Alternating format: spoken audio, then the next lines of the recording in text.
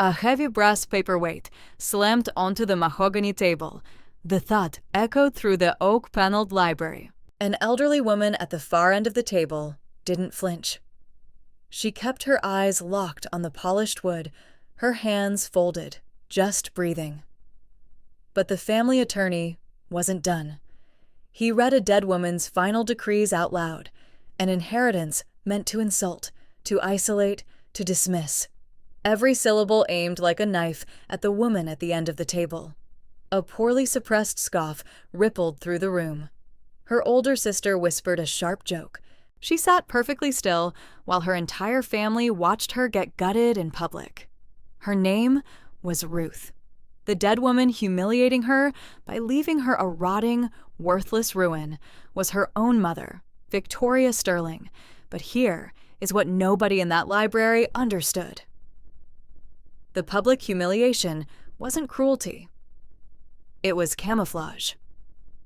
What did Ruth find hidden beneath the floorboards of that decaying house 3 days later that made every single billionaire in that room wish they had kept quiet? Stay with me on this one. Now, let me set the scene. Victoria Sterling had been dead for exactly 14 days. The distribution of her massive empire had followed a rigid, predictable hierarchy. The eldest son received the shipping conglomerate, while the twin nephews divided the commercial real estate portfolio. Then came Ruth. Her eldest brother offered a patronizing, tight-lipped smile across the table. The message seemed crystal clear. Ruth was permanently excised from the dynasty, punished for her chronic refusal to participate in the family's cutthroat corporate games. But Ruth did not lower her eyes. She stared directly at the signature at the bottom of the will. She knew her mother better than the vultures picking at the estate. Victoria Sterling never acted out of petty spite. She operated purely on cold strategy.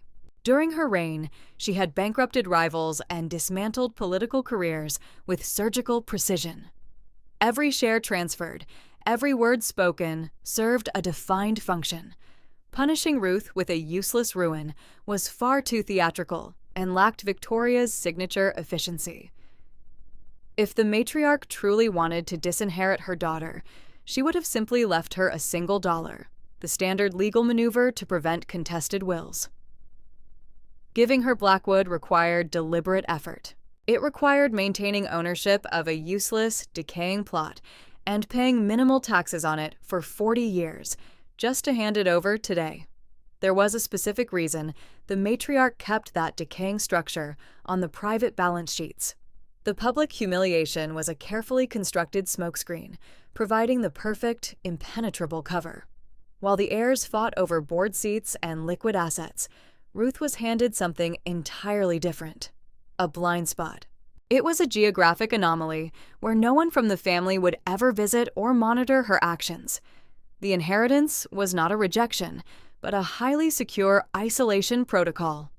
Pendleton handed Ruth a heavy brass key inside a black velvet pouch. The metal felt ice cold through the soft fabric. It was the only physical object distributed that afternoon, while the others received digital transfer confirmations and encrypted access codes. Ruth received iron and rust. She slipped the pouch into her coat pocket. The room had already moved on, the heirs busy calculating their new net worth on their phones. Ruth was calculating her travel time.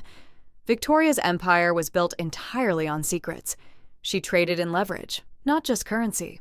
The family saw a dilapidated house, but Ruth saw a secure vault.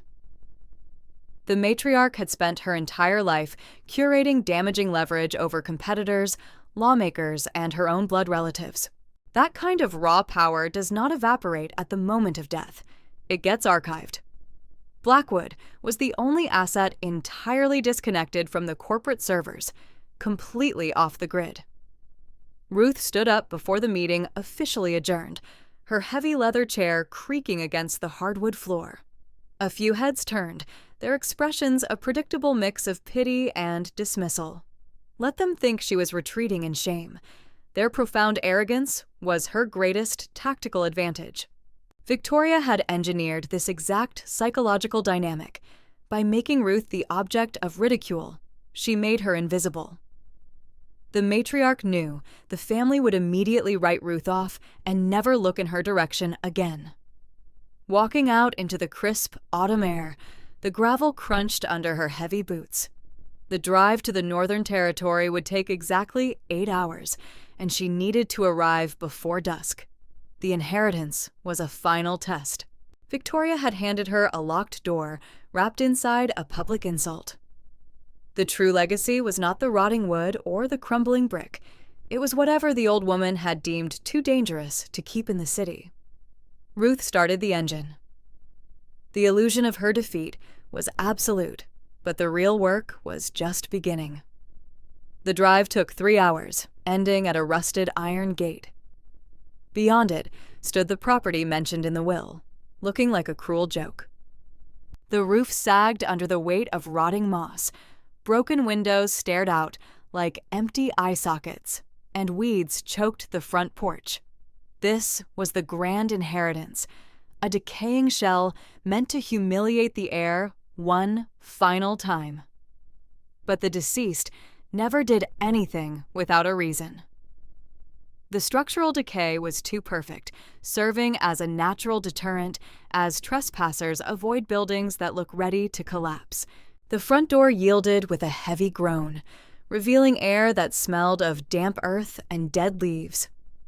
Dust coated every visible surface, meaning footprints would be obvious here. Yet, a narrow path through the debris showed faint signs of recent disturbance. Someone had walked this exact route multiple times. The trail led to the former dining room, where the floorboards were distinctly different. 4 oak planks lacked the thick layer of grime covering the rest of the house. They sat flush against the joists, their nail heads shiny and scratched. They had been pried up repeatedly. A crowbar lay hidden behind a nearby loose baseboard, fitting perfectly under the edge of the first plank. The wood lifted effortlessly. Beneath the floor lay no dirt or foundation stones, but rather a custom-built, zinc-lined compartment filled the cavity. The air inside was completely dry, lined with silica gel packets. The contrast was jarring. Above was purposeful ruin. Below was clinical preservation. Inside the compartment rested 12 heavy leather binders, uniform in size and color. Each bore a neatly typed label on the spine, with dates spanning 3 decades. Opening the first volume revealed a staggering level of organization. There were no loose papers or frantic scribbles. Every page was encased in protective plastic. Bank statements were highlighted in yellow ink, photographs were dated and stamped on the back, and transcripts of private conversations included precise time codes and location coordinates. This was not a diary. It was an intelligence dossier. The first binder focused entirely on her eldest brother, the man who had laughed the loudest at the will reading. Here were the offshore account routing numbers he swore did not exist, lying next to copies of forged signatures on corporate deeds. The documents traced a complex web of shell companies, proving he had been siphoning family assets for 15 years. The second binder detailed her older sister's charity foundation.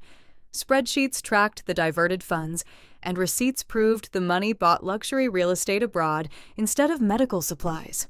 Emails were printed out and cross-referenced with bank transfers. The third binder contained police reports buried by expensive lawyers, documenting a nephew's hit-and-run accident with hush money payouts listed chronologically. The scale of the operation defied logic. The deceased had maintained a public facade of a frail, disconnected woman, playing the victim perfectly. Yet, she had driven to this abandoned house month after month, sitting in the freezing dampness to carefully file away the sins of her relatives.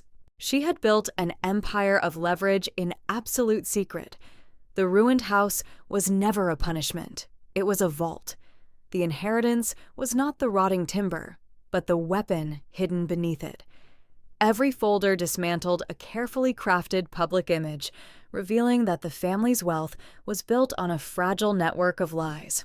Now, all the loose threads were gathered in one place.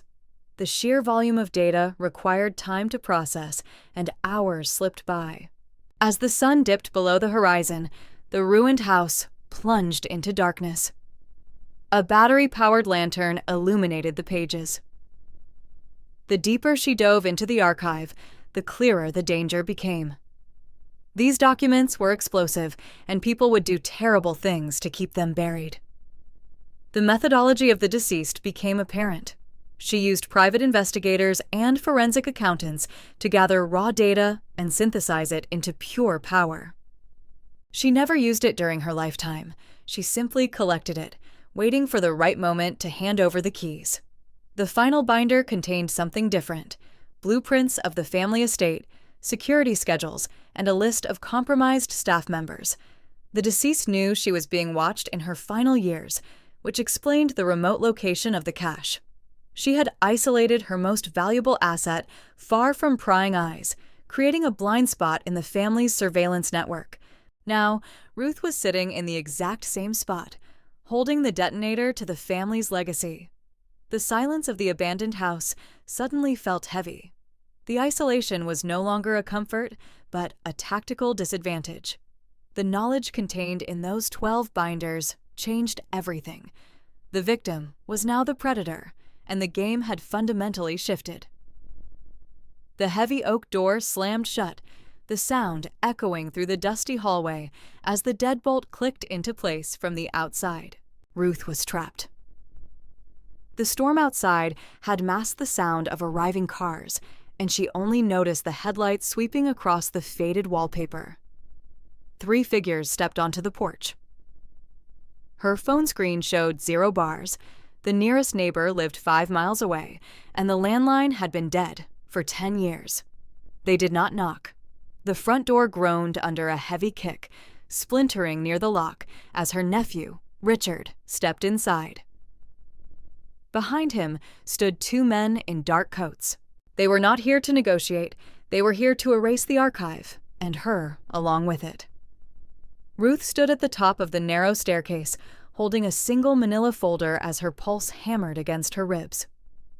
For an elderly woman weighing barely 120 pounds, physical resistance against men, built for intimidation, was an illusion. Running was impossible, as the back door was boarded up. Knowing panic was a useless emotion, she forced her breathing to slow down.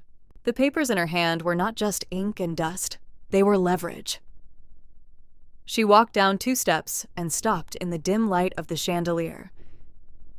Richard looked up, demanding the documents and offering a fraction of the estate in exchange. His voice trembled slightly. That was his weakness. He was afraid of what she knew. Ruth did not raise her voice. She spoke with cold precision.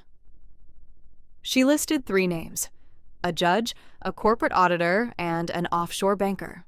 Richard froze, and the men behind him shifted uneasily. She explained the mechanism of a dead man's switch, lying flawlessly. She claimed a digital copy of the entire basement archive already sat on a secure server. If she did not enter a passcode every 12 hours, the files would automatically email to the press, the authorities, and their rivals. Richard's face lost its color as he calculated the risk. The men in coats looked at him for orders. They were hired muscle.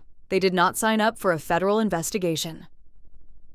The dynamic in the room shifted, dissolving the physical threat into a complex risk assessment. Ruth took another step down and read from the folder, detailing a transaction from 1998, a real estate fraud that built Richard's current fortune. She gave exact dates and account numbers. The precision of her knowledge was the lock. The bluff about the server was the key. The silence in the house was absolute as the wind outside stopped howling for a brief second. Richard took a step back, realizing the trap. The old woman had not just left Ruth a house. She had left her a loaded weapon, and Ruth had her finger on the trigger. Trying to maintain a facade of control, Richard ordered the men to leave, promising this was not over. Ruth did not blink, watching them back out of the broken door until the taillights faded into the rain. She was alone again. The bluff had worked, but the clock was ticking. She now had to make the lie a reality by digitizing the archive before they realized she was bluffing. The isolation of the house was no longer just a physical fact. It was a tactical disadvantage she had to overcome. Moving back toward the hidden basement, she knew the real work was just beginning. Every shadow in the house now felt like a threat. The broken front door let in the cold dampness of the storm, so she dragged a heavy mahogany dresser across the entryway as a primitive barricade. It would only buy her minutes if they returned, but minutes were all she needed. Descending the stairs into the archive, the smell of old paper and dust filled her lungs. She turned on the single overhead bulb. Opening her laptop, the battery showed 68%. She connected a portable scanner she had brought to copy a few sentimental letters. Now, it was her only tool for survival. Starting with the most damaging files, the ledgers from 2004, and records of bribes paid to city officials, she fed the fragile pages into the machine one by one. The green light of the scanner swept across the ink, digitizing decades of corruption. Her mind raced through the permutations of Richard's next move. He would not give up easily. He would hire professional hackers to trace the non-existent server and private investigators to watch her movements. He would try to isolate her completely, freeze her bank accounts, and spread rumors to discredit her. Anticipating every angle, she had to build a fortress of information. The scanner hummed as page after page turned into encrypted data. She organized the files into separate folders named after the individuals involved. It was a meticulous process requiring absolute focus, as a missing date or a blurred signature could render a document useless. She cross-referenced the names with public records, building a web of connections and mapping out the entire network of deceit. Hours passed, and the storm outside finally broke as pale morning light filtered through the small basement window. Her eyes burned from staring at the screen. Her fingers were stiff, and the battery indicator dropped to 15%. She had scanned over 400 documents, enough to initiate the first phase of her plan. She needed an internet connection to upload the files to a real secure server and make the dead man's switch a reality. Packing the laptop and the scanner into her backpack, she selected a few original documents as physical proof, placing them in a waterproof sleeve. She left the rest of the archive in the hidden compartment, replacing the floorboards and covering them with the old rug. Walking upstairs, the house was silent, and the barricade at the front door remained untouched. She climbed out through a side window into the crisp, cold air. Walking toward the tree line to avoid the main road, she navigated the dense woods she knew from childhood with purpose. She was no longer the outcast relative. She was the architect of their downfall. Reaching the top of a small hill, she checked her phone to find one weak bar of signal. It was enough. Opening a secure browser, she accessed an encrypted cloud storage service and began the upload. The progress bar crawled across the screen. 10%. 20%. She watched the tree line for any sign of movement, but the forest was still. 50%. The connection dropped. Cursing under her breath, she moved a few feet to the left, and the signal returned. The upload resumed. 80%, 90%. Complete.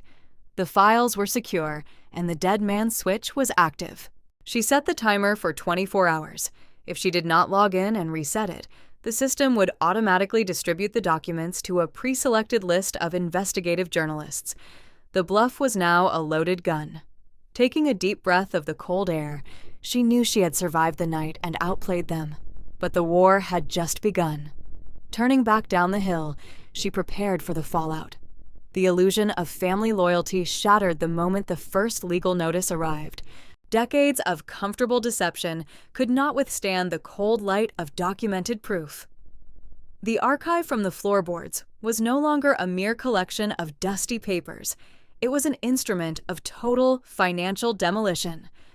Ruth handed the entire dossier over to a specialized team of forensic accountants and corporate litigators with absolute instructions. Dismantle the network completely and leave no hidden asset unexamined. The execution began on a Monday morning. By noon, 5 separate shell companies faced immediate, unannounced audits. These entities had served as the primary funnels for the family's illicit wealth over the past 15 years. Bank accounts froze instantly, and high-limit credit lines vanished without warning. The financial lifeblood of the estate's parasites stopped flowing, and the sudden halt of cash flow triggered an immediate shockwave through the family hierarchy. Panic replaced arrogance within hours. Her eldest brother, previously the loudest voice during the will reading, attempted a massive, silent withdrawal of offshore funds, but the international bank denied the transaction due to a global freeze order. Her older sister's fraudulent charity, long used as a sophisticated front for tax evasion, received a simultaneous visit from federal regulatory investigators.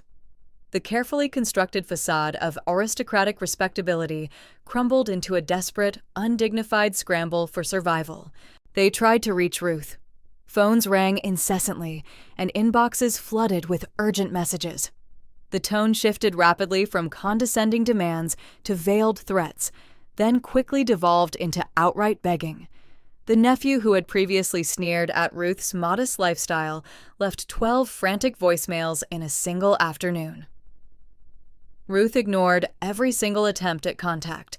The time for negotiation had ended inside that isolated, crumbling house. Now, only the relentless machinery of the law dictated the terms of their surrender. The legal team worked with surgical, merciless precision, tracing every forged signature directly back to its source and exposing the inflated invoices used to systematically drain the estate's capital reserves. The deceased matriarch had meticulously documented every theft, every lie, and every betrayal, cataloging the exact dates, amounts, and methods of their embezzlement. She simply never acted on the information during her lifetime, leaving the role of executioner to her chosen heir. The deposition rooms became the new battleground. Ruth sat silently across from relatives who looked visibly aged by the stress. The arrogance was gone, replaced by a sullen, terrified silence. When lawyers presented the ledgers found under the floorboards, the undeniable proof forced the family members into humiliating confessions. They turned on each other to secure plea deals. The brother blamed the sister, and the sister implicated the nephews. The unified front shattered under the weight of self-preservation. Ruth watched the empire of lies collapse from a safe distance, a process requiring a cold heart and unwavering resolve. Close relatives now faced severe criminal charges for fraud and conspiracy. Luxury properties, purchased entirely with stolen estate money, went up for public auction. The family name, once an impenetrable shield against public scrutiny, became a massive red flag for auditors and investors alike. The social elite quickly distanced themselves to avoid collateral damage, and former business allies suddenly pretended they never knew the disgraced family members. The backlash against Ruth was inevitable and vicious, as cornered animals bite with maximum ferocity. The remaining family members united in their absolute hatred for the one who exposed their comfortable parasitism. They launched a highly coordinated, well-funded smear campaign in the local press, turning whispers into loud, public accusations. They painted Ruth as a greedy usurper and a master manipulator who fabricated the evidence to steal the inheritance. High society circles, always eager for a destructive scandal, readily consumed this false narrative. Friends of 20 years suddenly stopped calling. Invitations to charity galas and private dinners ceased entirely, and long-standing memberships at exclusive clubs were quietly but firmly revoked. Ruth experienced a profound and sudden social death where the isolation was absolute and suffocating. Walking down a familiar street now meant enduring averted gazes, hushed conversations, and outright hostility. The price of truth was total excommunication from the only world Ruth ever knew. The family closed ranks, creating an impenetrable wall of silence and resentment, refusing to acknowledge their guilt and choosing instead to demonize the whistleblower. Ruth became a pariah. This social exile extended beyond the immediate family. Extended relatives, family friends, and business associates all severed ties to protect their own reputations. They erased Ruth from their collective history, removing photographs from mantels and striking her name from guest lists. The silence in Ruth's apartment became deafening. The phone no longer rang with either threats or pleas, and the legal machinery ground on automatically, requiring very little daily input. Ruth sat entirely alone with the massive aftermath of the revelation, and the victory felt distinctly cold and hollow. Destroying the family's parasitic ecosystem did not bring a sense of joyous triumph. It brought a sterile, echoing emptiness. Ruth had sacrificed a lifetime of human connections for the sake of a dead woman's secret archive. The intense isolation forced a brutal assessment of the terrible personal cost required to destroy the family structure. The relatives were financially and socially ruined, but Ruth was entirely alone in the world. The inherited estate remained empty, a monument to past betrayals, while the recovered funds sat frozen in heavily guarded escrow accounts. The realization dawned slowly. This isolation was not an accidental byproduct of the exposure. It was the intended design. The matriarch knew exactly what would happen when the secrets were revealed, engineering this complete social exile intentionally. Ruth had to be stripped of all previous loyalties and attachments. The past was definitively dead. The old social structures burned to the ground. Ruth stood in the ashes of the family legacy, stripped of all previous illusions. The deceitful foundation had been entirely removed, leaving a void that was terrifying but entirely clean. The false friends and parasitic relatives were gone forever. This total isolation was not just a punishment, it was a necessary clearing of the ground.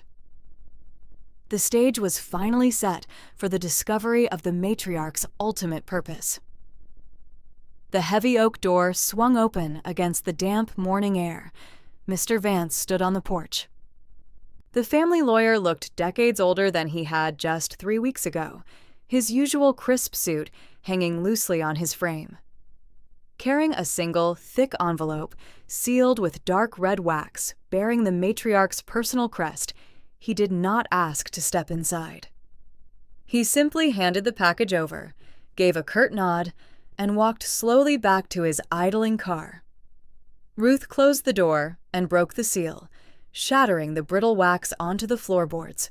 Inside lay 3 sheets of heavy cotton paper covered in sharp, angular, and unmistakably familiar handwriting that began without a greeting. The first sentence dismantled the entire psychological ordeal of the past month.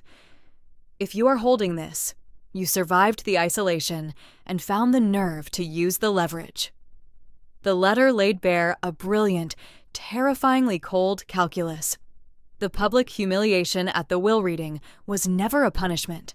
It was a highly calculated tactical maneuver.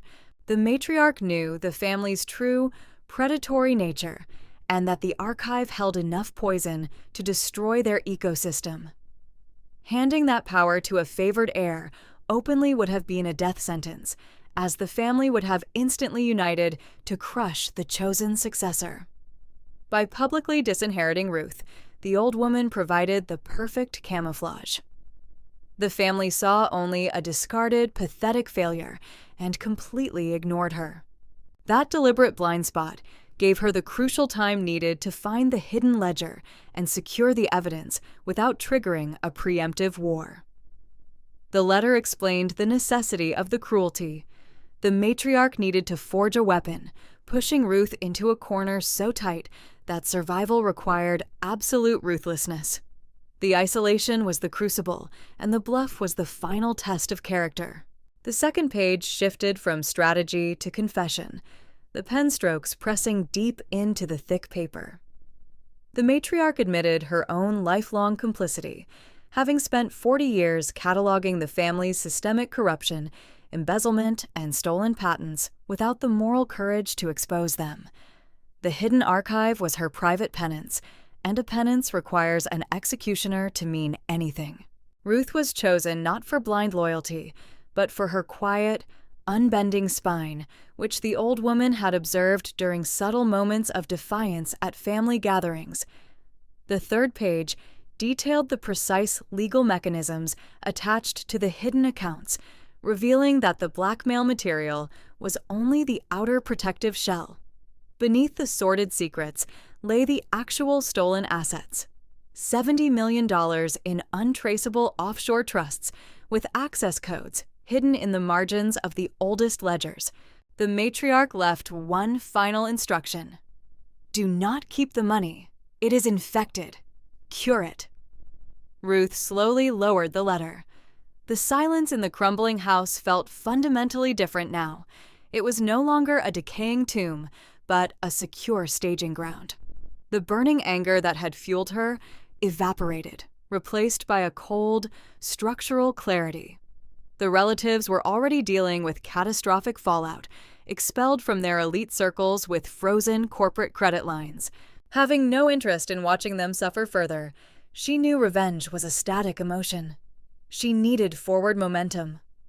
Walking back to the dimly lit study, where the floorboards remained open to the dark cavity beneath, she began to pack the neat stacks of manila folders into heavy plastic shipping crates. She was not going to hand these documents to the press, where the 24-hour media cycle would consume the scandal in a week. Instead, she contacted a federal prosecutor renowned for dismantling financial crime syndicates, offering a highly unorthodox trade: the complete, unredacted archive in exchange for absolute legal immunity and direct control over the financial restitution process. The negotiations took exactly 14 days, and the prosecutor accepted the terms. The stolen funds would not vanish into opaque government coffers. Instead, Ruth established a massive blind trust, funneling the $70 million directly into a newly formed foundation. Its operational mandate was aggressive: to provide elite legal representation and immediate financial support to the victims of the family's decades-long corporate predation. She hired a team of forensic accountants to track down ruined partners, defrauded inventors, and bankrupted competitors. The results materialized quickly. A small manufacturing firm in Ohio, crushed by a hostile takeover in the late 90s, received its first major restitution check. An independent software developer, whose code was stolen to build the family's flagship tech firm, was handed a massive retroactive licensing deal. The foundation systematically dismantled the family's legacy of theft, replacing it with a network of restored livelihoods. 6 months later, the old estate was physically unrecognizable. The rotting wooden porch was gone, replaced by reinforced steel and glass, and heavy scaffolding surrounded the entire brick facade as the decaying house was retrofitted into the foundation's permanent headquarters. Ruth stood in the center of the former study, the floorboards sealed tight and covered with polished concrete, literally burying the toxic past underfoot. Its stolen currency was finally working to rebuild the futures it had previously destroyed. She looked out the large bay window at the completely empty gravel driveway. She was entirely alone, and it was exactly what she wanted. Ruth's story is a powerful reminder that sometimes the greatest gifts are disguised as the deepest insults, and true strength is forged in absolute isolation. I want to hear from you down in the comments. What would you do if you were in Ruth's shoes? If you found a secret archive that could destroy your entire corrupt family, would you turn them in and walk away alone, or would you try to negotiate for your piece of the pie? Let me know your thoughts. If you loved this story of hidden secrets, karma, and ultimate justice, please hit that like button and make sure to subscribe so you never miss another video. Thanks for watching, and I'll see you in the next one.